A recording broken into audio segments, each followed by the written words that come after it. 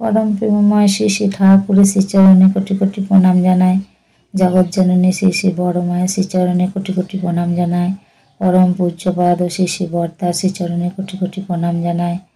প্রধান আচার্যদেব বাবাইদার শ্রীচরণে কোটি কোটি প্রণাম জানায় এবং সকল সৎসঙ্গী গুরু ভাইদের জয়গুরু জানায়। আমি আমার জীবনে কত রকমভাবে ঠাকুরের দয়া পেয়েছি সেই দয়ার কথা বলছি।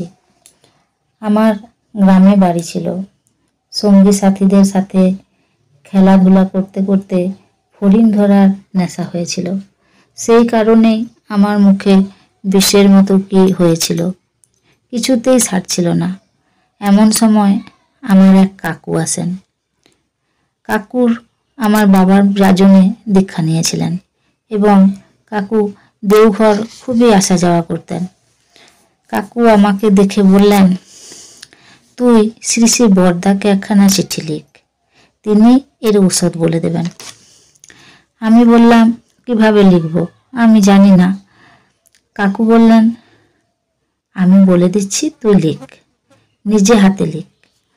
আমি শ্রী শ্রী বর্দাকে চিঠি লিখলাম দেওঘরে। শ্রী শ্রী বর্দা আমাকে সেই চিঠির উত্তর লিখলেন পুরীর মন্দির থেকে এবং সেই চিঠি আসা মাত্রই আমার সমস্যা ভালো হয়ে যায়। এটাই আমার পরম সৌভাগ্য।